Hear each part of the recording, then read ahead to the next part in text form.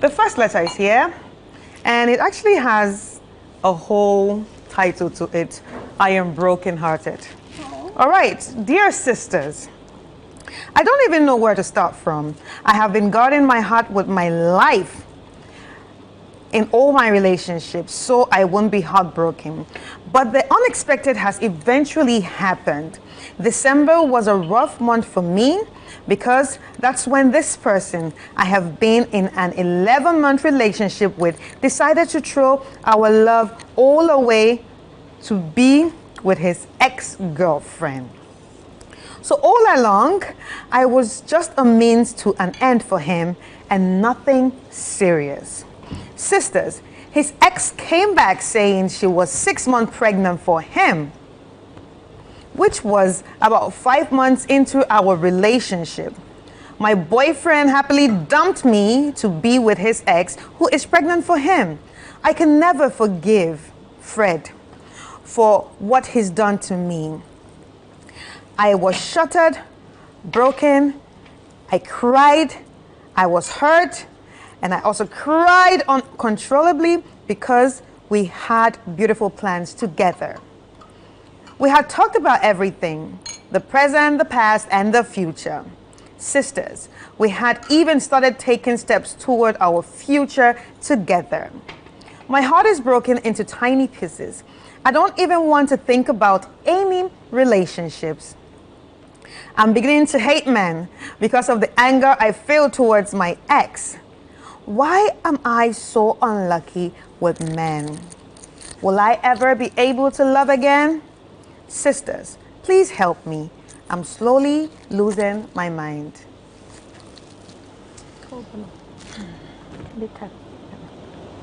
I didn't get the beginning of the story. I got distracted. So just don't read it, just summarize. Okay, so she's been guarding her heart for a long time, and she had not been in a relationship in a while, but she got into one, and because of the fear of being heartbroken, she hadn't been in a relationship, but she decided to get into one, and this happened. Man is still in love with his ex. So sisters, what do you think about this story or this letter? Okay, so my take is I'm gonna base all that I usually base my life on God, on scripture. In all thy ways acknowledge me and I shall direct thy path. Seek God's face when it comes to relationships. Seek God's face, ask him, okay, Father God, I'm about to embark in this relationship. I don't know who this person is. I don't know what to expect. Bring the right person my way. Give me the spirit of discernment to be able to discern which person or whoever is out there who is actually good for me. Let the right people come my way. Let me have positive energy always around me, and let people who are good, who mean good for me, come my way. The reason why I say that it's very essential for you to embark whatever relationship journey you're going to embark on, the reason why I say it's very important to embark to ask God to help you when you're going to embark on whatever relationship it is that you're going to embark on, is because before we were born, God knew us. I know I sound like I'm really preaching and all of that. Preach! But when you look at the way the world is and the cycle of life, we're born here, your parents tell you, hurry up, go to school, get a good job or be an entrepreneur. And at the end of the day, what happens? You get married. And even as a young man, you get married, and what do? You procreate. So it's like find a wife, get married, procreate, and the cycle goes on. But we forget that relationships lead into marriage. For me, from a Christian perspective, and even from a Muslim perspective, every relationship, the objective of relationship is to lead into, okay, you finally tie the knots together. You're like, okay, I commit my life to you, you commit yours to mine, and then we embark on a journey. But we forget so much so that this same journey that we embark on, there's a thin line between being sane and being mad. Or because relationships are such that when they go sour, they can actually make you mental.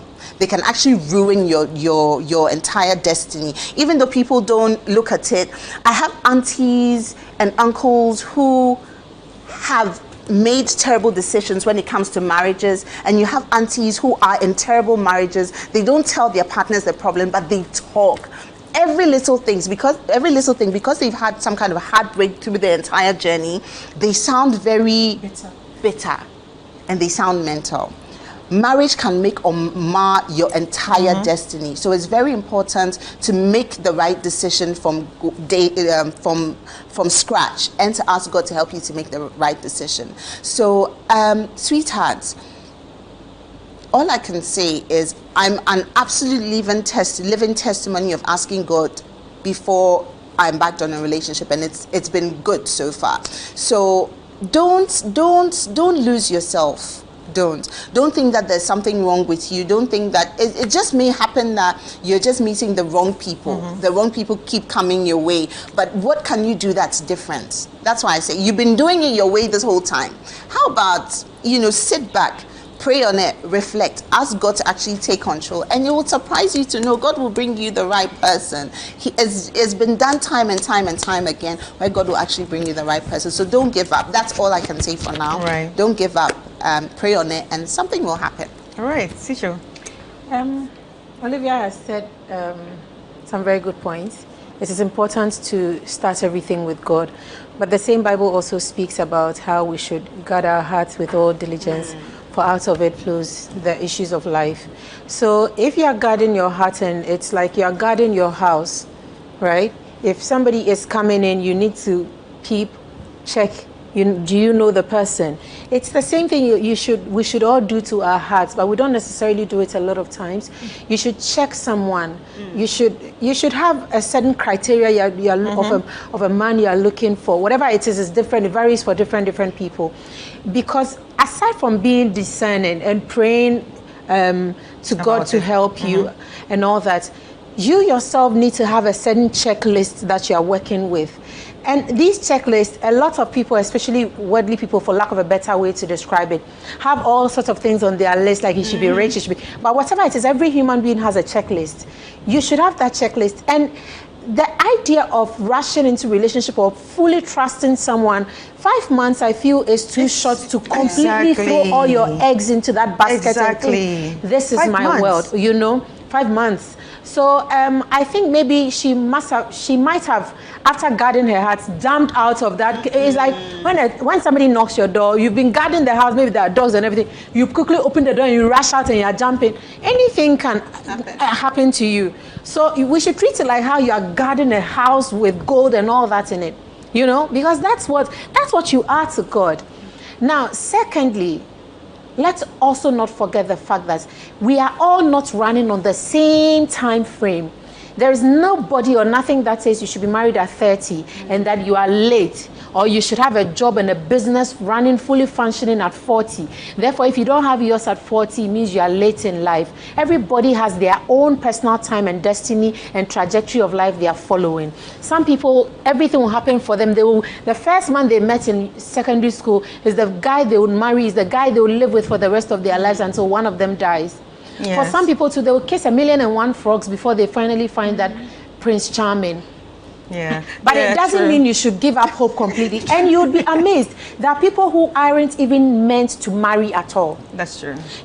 So you go through the grind, you find that you just not meet that person for you. Maybe you are your person. And it's about time you start to treat yourself with all the love, the care and affection that there is. And sometimes, depending on a situation, especially in her case, for example, there's somebody else in the picture. Depending on what matters to this person, they might decide to, for example, be with you. If children and family matters to this person, and the love he had for that person equally matches the love he had for you, but maybe it was one or two little things that messed up that relationship, the likelihood that he will go back is high. Yes. And in any case, why are you sitting there thinking that, so if the other girl has come and is pregnant, are you hoping that he would still leave the girl and be with you? No, even if he's still with you, there's now something that connects them. Exactly. Something that will always take him back there. Something that will always draw. Oh, the baby's sick. Oh, the baby. Oh, the baby. Come home. And it goes to buttress a point that I've always kind of found a high percentage true. That we women are our own enemies a lot of the times. Your fellow woman is pregnant with this man. Would you rather the other woman's child is fatherless? Because you've dated this man for 5 months? Even if the man says he's grudgingly going to be with you, at the expense of his child having a life with his child and the mother of his child, would you go for that? So I would say, if he's opted to go that route, good riddance. It's okay. You're going to be with another woman because he has a child. She's pregnant for you. There's absolutely nothing wrong with that. Sometimes, even if we are losing in the interest of a greater good, I think we should look at things from that perspective too. Right. Felicia? Nice. All right. I've been listening to all the deliveries, and I agree with some and I don't agree with some of the points. And let's start with the ones you don't agree with. I'll start with Sicho's point. Not agreeing. Not agreeing with the last point of saying that there's a child involved, and are you rather going to let this man... Yeah. It reminds me of a story, not to take us away from the story. A close friend of mine shared this deep story with me. So she was with a guy who had been chasing her for years. And finally, she gave into the guy, gave into it, started dating this guy. They were intimate right from the onset. Then she realized that the guy was lying. And because she already had doubts about this guy, the lie was a breaking point. So because of the lie, she just left. Apparently, they had unprotected sex just before this breakup. And she had forgotten about it because the guy had took off the condom without her. That's stealthing, yeah. Stealthing. So they broke up and she went away. 1 month, 2 months down the line, her menses was not coming. She randomly took a pregnancy test just for taking sick because she was like, no, I haven't had sex in a while, but let me just take a test just for taking sick, and realized she was pregnant. Went to tell this guy, and the guy told her that when you left me, I met an old girlfriend, and our spark rekindled, and I've taken her to see her parents. I'm going to get married with her. Her. That's so you decide. You can choose to keep my child and not be my wife, or you can choose to abort the child. So the friend came to me. So I'm just talking about the child being a factor. Would you say at this point, let's say, and now this guy is married to this new woman, they have 2 kids, and they are living happily ever after. He doesn't even care about this friend of mine. Did she go ahead to have the baby? She aborted the baby. Great. And it was a good decision. Yes. I'm bringing this in because you were thinking that you said the child was a defining factor. No, I didn't say that.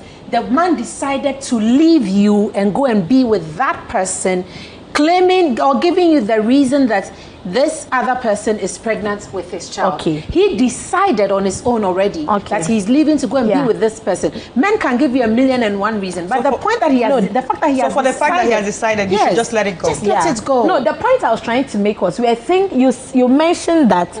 Would you rather him leave the pregnant girl for you? I'm just saying that is not a defining factor. I'm just trying to make a point. Not to say you are wrong, but I just don't agree with you that the child coming in it's not a defining factor. I'm actually trying to explain a certain point or use that point to make another point in that if he has given you a reason and that reason is also a good enough reason, take it and walk. As in, it is you're leaving him or him leaving you is serving another greater purpose. So let it go. Right. I'm not using the child as a defining factor. Whatever reason he gives, just let it go. That's a good one. On the bad one, just let it go because he's made up his mind already. It's like a man telling you that, oh, I'm leaving you because my mother is sick and I have to go and take care. All right. It's serving another good. So let him go. Okay, then I get your point. I was thinking that was a defining factor, but now to my point. My point here is one lesson I've learned, and I think it resonates with me. Women usually rush into relationships without checking the emotional level of the man. Of this person. We see men and we are madly crazy in love with the guy. He checks all our boxes, he's my dream man. And we create a scenario where men feel like they cannot get away from. Or it becomes convenient and comfortable for them. People being dishonest as they can be, they also are not honest enough to say, Madam, I'm not on the same level with you. One, with a fear of hurting you, or 2, enjoying the advantage they are getting at that point. It could be sexual, it could be monetary, it could be even emotional. So then quickly they jump on the same wagon with you. Then few days, months, weeks down the line, they realize that, shoot, this is not what I signed up for. You are lucky to have a man who even be honest to tell you, I'm going back. Early enough. Some will keep quiet, get married to you and be cheating, having kids outside. Yeah. So ladies, count this as a blessing from God. You know, Olivia talked about praying about relationship. We almost always pray about relationship. At least I would say for about 80-90% of Ghanaians, because I presume we are predominantly Christians. Even our Muslim brothers and sisters pray about relationship. But we forget that sometimes the answer from God is not always yes. It can be no. It can be hold on a minute. It could be give it some time. It could be not now. The answers could be varied. But always our expectation for the answer is to be yes. Yes. So then when things don't go as planned or as expected, then our human instinct jumps in and starts fighting it, making things what they are not. So it's sad, honestly, especially when you've held yourself so much and hoping that, oh, this time that I've opened up, it should work. Yeah. So you can hold yourself for 10 years. If it won't work, it won't work. There's no memoir to it. You know, there's this, I don't know if it's a handbook, a girl's handbook that some ladies have put out there, and it's like, oh, if you hold up with a man for 10 weeks, 3 months without sex, it will work. If you stay celibate for 1 year, you'll find a good man. There's no memoir to that. There's no structure. Yes, it does work for some people. One, because of emotional intelligence, spiritual strength, different factors come together to make whatever construct or book or systems women have put out there work for them. And you know, to add to what you're saying, I think it's also very important that we look at the communication aspect of relationships, especially if you are venturing into a new relationship. It's, for me, you know, people say, oh, you can't ask a man, what are we doing, what are we... I think it's just a joke if you don't do that. We need to talk about what we are doing. What is it that we are doing? Are we really into getting into a relationship? Because most of the times, because a man just looks at you and smiles at you, in your head, women assume a lot. You already think, oh, we're in a relationship. One kiss, oh, we're in a relationship. So you understand. Now you see yourself going to his place, you're cooking, you're sleeping. You have your own perception of the relationship in your head. He has not said nothing. Yeah. He didn't ask you out. He didn't say you're my... He doesn't even call you girlfriend. He cannot define what it is that you even have. So I feel like it's important women stop with the whole assumption thing. Be bold enough to ask questions. What are we doing? Are we in for a relationship? Do you just like me? Maybe I just like you too, just for sex or stuff like that. You know, we should have these conversations without feeling any guilt. Yeah. And you know, there was this meme that went around this week. The point that you were talking about in terms of being celibate and that guaranteeing all of that. For me, sex does not guarantee anything in any relationship. Yeah. So I would rather hold on to that aspect of my life, which is my intimate part of my life, my dignity, my honor, what sex means to me as an individual, than to give it your all. Because technically, you are in a relationship with someone, and the ultimate reason is to conclude the relationship in marriage, and intimacy is like the icing on the cake. So why are you giving it away so soon? It doesn't do anything. I think that's what I mean. And then and to quickly go on the prayer bit, you don't just pray, but you ask God. I always say this together. You don't just pray, but you ask God for the spirit of discernment, because the spirit of discernment is what's going to tell you, be careful of Kojo. You really love Kojo, but watch him carefully. Do you see? So it means that while you're praying, you're also being attentive to God and also watching. So you're watching and not just saying that, oh, Kojo has come, he's fine, I'm going to sleep with him, I want to be in a relationship. You wait on God. Okay, Olivia.